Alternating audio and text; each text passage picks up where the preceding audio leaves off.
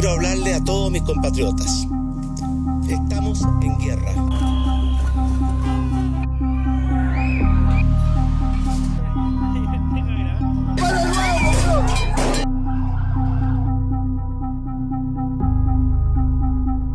Chilenas y chilenos, un acuerdo por la paz, un acuerdo por una nueva constitución.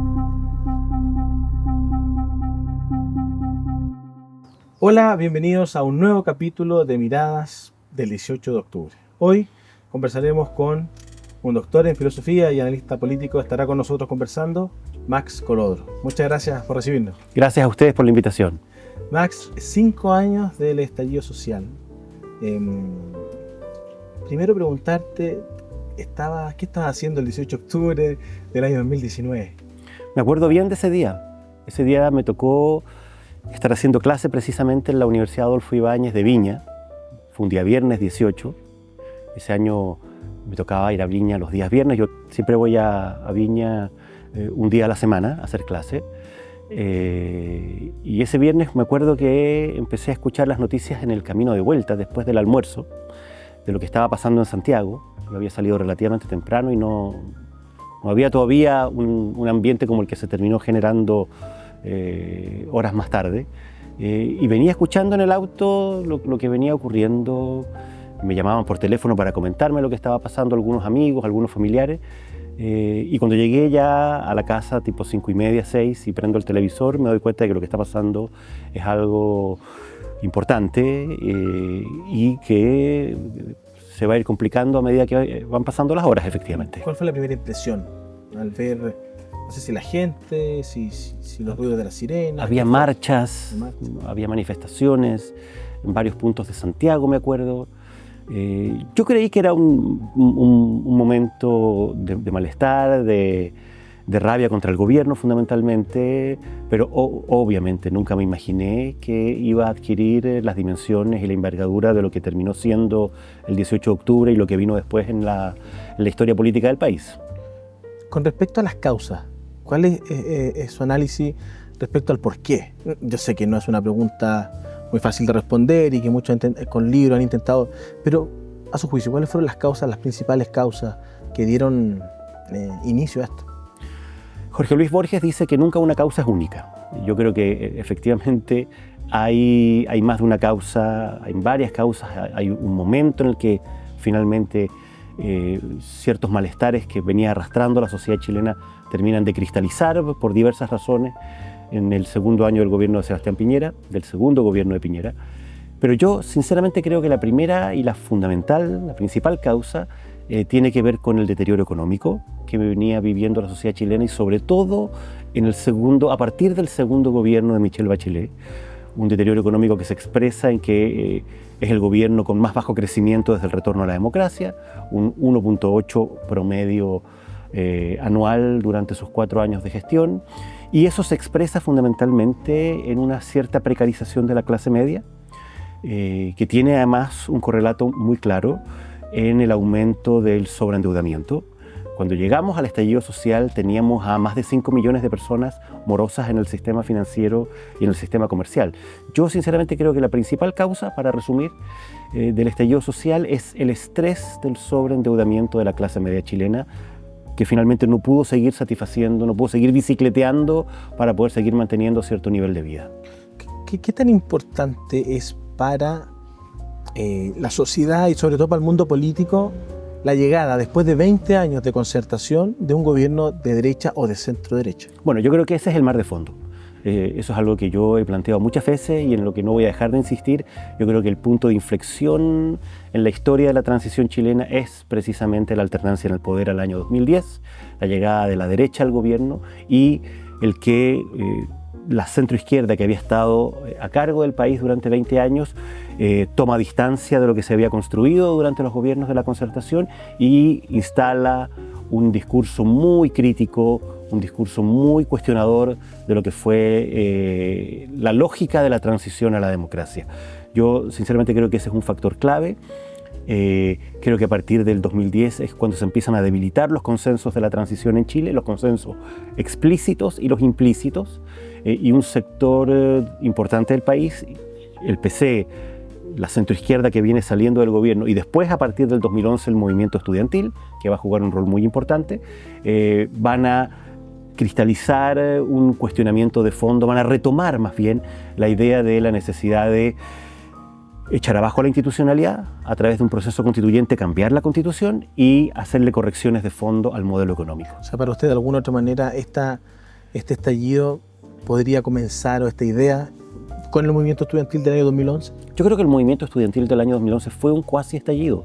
La gente se olvida, no recuerda lo que fue, pero tuvimos más de 1 año y medio de movilizaciones muy intensas, con un deterioro de la educación muy fuerte, con tomas de meses en colegios, en escuelas públicas, en facultades universitarias. Se perdió mucho tiempo de clases, se deterioró la infraestructura escolar, hubo vandalización.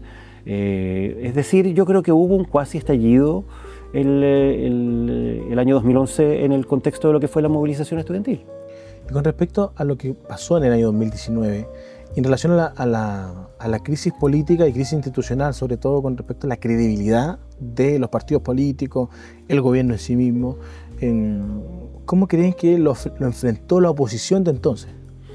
Yo creo que la oposición política a ambos gobiernos de Sebastián Piñera, es decir, la izquierda y la centroizquierda, siempre tuvieron una predisposición muy crítica al gobierno de turno. Sebastián Piñera, más allá de ser él en lo personal una persona que venía más bien del mundo de centro, que había votado que no en el plebiscito del año 88 en contra de Pinochet, y de no haber sido nunca partidario del régimen militar, fue visto como el representante de un sector. Y finalmente lo que hace crisis, a mi juicio, tanto en el primer gobierno, pero sobre todo en el segundo, con el estallido social, es el hecho de que hay un sector importante de la sociedad chilena, y eso es algo que tenemos que constatar finalmente, que considera que los partidarios del régimen militar en su momento no tienen autoridad moral para gobernar en democracia, ni aún ganando elecciones con mayoría absoluta. Y yo creo que ese es un problema que no tiene solo la izquierda, es un problema que de alguna manera afecta a la sociedad chilena en su conjunto y afecta obviamente la estabilidad, la legitimidad de las instituciones y la gobernabilidad del país. Y eso es lo que se ha confirmado, a mi juicio, en esta ya casi década y media desde que ganó Sebastián Piñera la primera vez. Con respecto a el querer bajar la institucionalidad, hay mucha gente que habla como de especie de golpe de Estado. ¿Fue así lo del 2019 a su juicio? ¿O? Yo creo, como te decía, que el estallido social tuvo causas legítimas, tuvo demandas sociales que representaban efectivamente malestares de fondo en materia de pensiones, el deterioro de la salud pública, la falta de equidad y de calidad en la educación. Yo creo que efectivamente hubo demandas sentidas que eran el relato de fondo del estallido. Pero, a mi juicio, lo que empieza a ocurrir muy rápidamente a partir del 18 de octubre es una instrumentalización política por parte de la oposición de entonces, que vio y aprovechó esas circunstancias para radicalizar, polarizar y eventualmente apostar a la posibilidad de echar abajo un gobierno electo democráticamente. Y en ese sentido yo coincido en que lo que se vivió en Chile a partir del 18 de octubre fue un intento de golpe de Estado. Profesor, con respecto al estallido mismo, a lo que se dijo, mucha gente le reclama a quienes gobiernan hoy día que no se condenó la violencia, que no se quedaron en silencio. Ese mea culpa, al parecer hoy día está más, por parte del gobierno está hecho. Pero ¿cómo lo ve usted? Yo creo que no está hecho en absoluto. Yo creo que, salvo honrosísimas excepciones, muy excepcionales, valga la redundancia, no ha habido ninguna autocrítica seria de parte de quienes hoy gobiernan, es decir, izquierda y fuerzas de centro izquierda, respecto de lo que fue la promoción, el incentivo, la utilización, la instrumentalización de la violencia por parte de la oposición a partir del estallido social. Yo creo que esa crítica no se ha hecho para nada, al contrario. Se intentó votar en el Congreso hace un tiempo atrás una condena explícita en la Cámara de Diputados al uso de la violencia política en democracia, y las fuerzas que hoy día gobiernan decidieron votar en contra. Es decir, es muy claro que esos sectores promovieron la violencia, la incentivaron, la justificaron, la contextualizaron y de alguna manera siguen validando el que se haya recurrido a formas de expresión política extremas, al margen de la legalidad, de la institucionalidad, y que han llevado a un deterioro del orden público que ha sido muy profundo y del cual estamos pagando las consecuencias hoy día, entre otras cosas. Después del 18 de octubre vinieron semanas muy violentas en Chile, sobre todo la primera y segunda semana de noviembre. Y en las columnas de opinión se hablaba mucho del octubrismo y del noviembrismo. La derecha o la centro derecha, ¿cómo queda planteada en eso? Yo creo que la derecha tiene un problema endémico que es mucho más de fondo y es anterior al estallido y tiene que ver con lo que comentábamos antes. La derecha nunca entendió, ni en el primer gobierno de Sebastián Piñera ni en el segundo, que aquí había un problema estructural de fondo en la sociedad chilena, que tiene que ver con que hay un sector que no le reconoce legitimidad a ella por haber sido partidaria del régimen militar, por haber sido de alguna manera el sostén de una dictadura que violó gravemente los derechos humanos, no le reconoce legitimidad en democracia para gobernar. Y yo creo que la derecha nunca entendió eso, nunca lo aceptó y por lo tanto nunca se preparó política y estratégicamente para enfrentar esa realidad cuando le tocara gobernar. Y ese error lo cometió el gobierno de Sebastián Piñera y sus equipos en el primer gobierno y en el segundo también.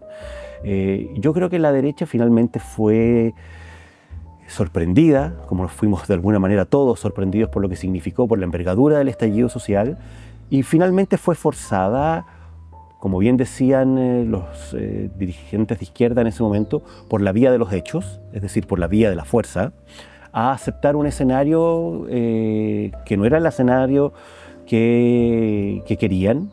Ellos nunca buscaron cambiar la Constitución, y menos un proceso constituyente con constitucionales electos. Yo creo que eso finalmente se tuvo que aceptar. Ese acuerdo famoso, histórico del 15 de noviembre, es algo que la derecha y el gobierno de Sebastián Piñera tienen que firmar y tienen que acoger con la pistola puesta sobre la mesa. No tenía más remedio. Yo creo que no había, en ese momento ya no había más remedio. Yo creo que la otra alternativa era la represión, eventualmente sacar a las Fuerzas Armadas a la calle. No sé si las Fuerzas Armadas habrían estado dispuestas, pero si el presidente de la República lo ordena, habrían tenido que hacerlo, y probablemente el resultado habría sido un resultado muy complicado para el gobierno de Piñera desde el punto de vista del legado histórico en materia de violación a los derechos humanos. De alguna u otra manera, con el 18 de octubre, con el acuerdo de la paz y de la nueva Constitución, se abre un proceso constituyente, constitucional, que uno pareciera que con el segundo proceso habría terminado. Yo hace muy poco escuchaba a la diputada Orsini decir que quizás podría ser más adelante. Pero la pregunta es, la izquierda, quienes apoyaron de alguna u otra manera el estallido y se pusieron parte de esto, tuvieron una gran derrota el 4 de septiembre. Y la historia es media extraña, porque el 4 de septiembre es también la llegada de Salvador Allende en el año 70, entonces... Por eso escogieron esa fecha. Exacto. Sin ir más lejos. Exacto, pero esa no es una... ¿Cómo ve esa derrota usted? Yo creo que es una derrota histórica. Yo creo que es probablemente la derrota política, ideológica, cultural más importante de la izquierda desde el golpe de Estado. Y es la derrota de una generación, finalmente. Es la derrota de una generación... Es la tercera generación derrotada en la historia política de Chile del último medio siglo. Primero la generación del golpe de Estado, después la generación del 80, mi generación, que es la generación que intentó derrocar a Pinochet, echar abajo su institucionalidad, echar abajo su modelo económico. Finalmente no pudimos hacer eso, tuvimos que aceptar las reglas del juego que había fijado el propio régimen militar, aceptar la Constitución vigente, su cronograma institucional, su transición a la democracia a partir del plebiscito fijado por ellos. Por eso tuvimos una transición con senadores designados, con comandantes en jefe inamovibles, con el COSENA con las atribuciones que tenía, con el Tribunal Constitucional y con la guinda de la torta, que nos recordaba todos los días, de alguna manera, la envergadura de esa derrota.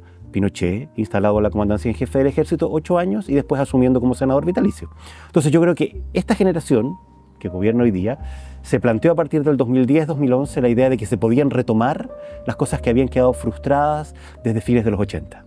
Es decir, echar finalmente abajo la institucionalidad, cambiar la Constitución por la vía de un proceso constituyente y cambiar a través de reformas radicales el modelo económico. Y apostó a eso con todo desde el movimiento estudiantil del 2011 en adelante, reforzó eso a partir de esta circunstancia que se le da auspiciosamente, que es el estallido social, y finalmente termina fracasando en ese intento, y la derrota del 4 de septiembre y del proyecto constituyente de la Convención es finalmente la derrota de esta tercera generación que finalmente, como bien lo decía y lo ha dicho muchas veces el propio presidente de la República, sueña todavía con ser la tumba del neoliberalismo, con que Chile sea la tumba del neoliberalismo, pero hoy día está claramente en una agenda muy distinta, producto de las consecuencias de esa derrota.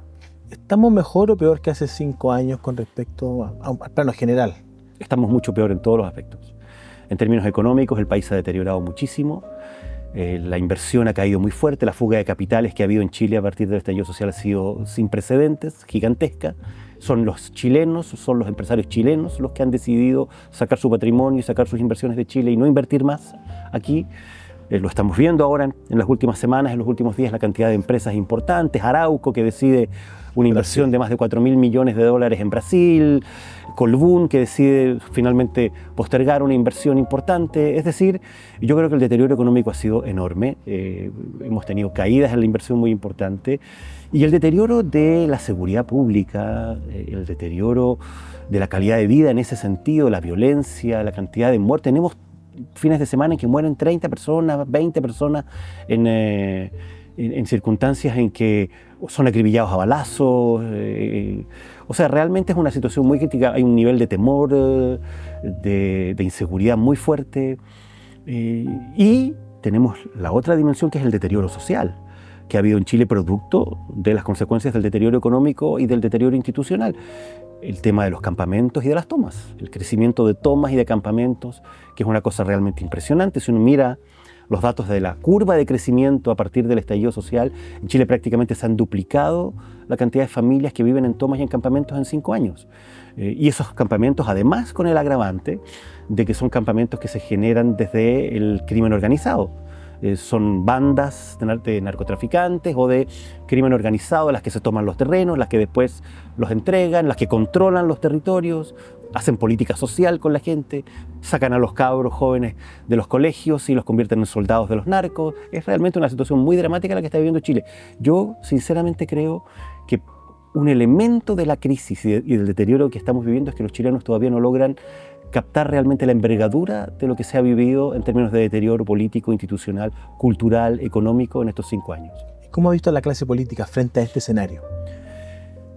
La clase política finalmente, lo que me ha confirmado a mí en el último tiempo, y hablo en general, hablo de la izquierda, sí, pero también de la derecha, es que es más bien, sigue siendo más bien parte del problema que de la solución. Hasta el momento yo no veo a una clase política y no veo liderazgos en la clase política todavía que me den la señal de que estamos frente a la posibilidad de un punto de inflexión respecto del ciclo de deterioro que se ha vivido en Chile en estos años. Profesor, con respecto a cómo estamos la situación, lo que acaba de comentarnos, al deterioro político, social, económico, ¿cómo ve usted la posibilidad de salir? A ver, yo creo que aquí hay un tema de fondo que no está resuelto, y que es el tema que finalmente los procesos constituyentes no lograron resolver. Tenemos un desacuerdo respecto de la legitimidad de nuestras instituciones, de nuestro diseño institucional, partiendo por la propia Constitución.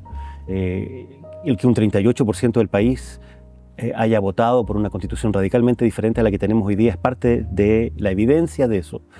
Y mientras no seamos capaces de construir reglas del juego institucionales mayoritariamente compartidas, el problema se mantiene. Esa es probablemente la gran diferencia entre los procesos de polarización que se viven hoy día en el mundo, Estados Unidos, Brasil, Argentina, Europa en algunos países, y la polarización que estamos viviendo en Chile. En Chile el foco, el eje de la polarización de estos últimos 10 años, de estos últimos ya casi 15 años, es la Constitución, es la legitimidad de las instituciones. Y por lo tanto, si es que no somos capaces en algún momento de resolver esa crisis, eso es algo que va a ser siempre un tema pendiente.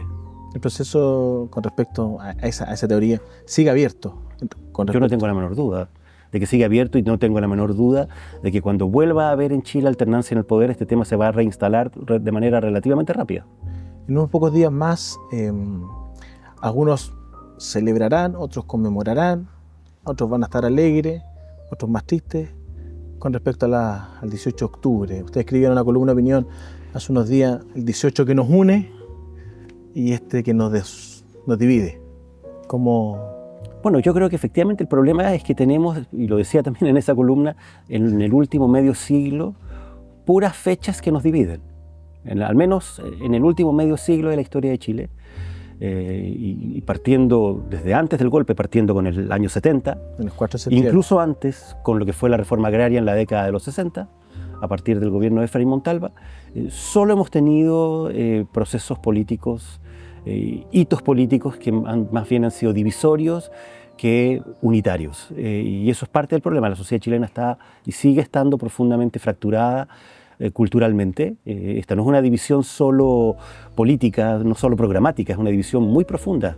O sea, yo soy un convencido de que en buena medida este 30% sólido, consistente, que defiende a rajatabla al gobierno de Boric bajo cualquier circunstancia, lo que expresa es finalmente a un sector de la sociedad chilena que lo único que le importa verdaderamente es que no gobierne la derecha. Eso es lo único que realmente le es importante a ese sector, a un sector importante al menos de ese 30% duro. ¿Cómo cree usted que lo va a enfrentar el presidente este 18 de octubre? Yo esperaría que el presidente tuviera una mirada más comprensiva, en el sentido literal, que pudiera tener ya una cierta distancia histórica, pero la verdad lo veo difícil. Creo que todavía el presidente es depositario y gobierna con un sector que va a intentar reivindicar lo que fue el estallido social, lo que fueron las demandas, que fueron parte del estallido, y que va obviamente a intentar minimizar y bajarle el perfil a lo que fue la espiral de violencia y de deterioro institucional y del orden público que se vivió en Chile y que es una de las causas de la inseguridad que estamos viviendo hoy día. Profesor, para ir cerrando, lo decía muy bien en esa columna, un 18 que nos une, 18 de septiembre, pero un mes después, un 18 que nos divide.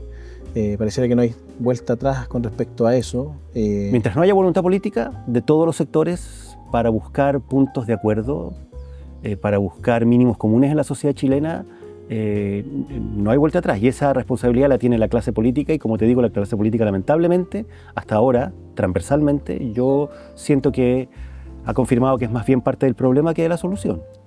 Profesor, muchas gracias. Gracias a ustedes por la invitación.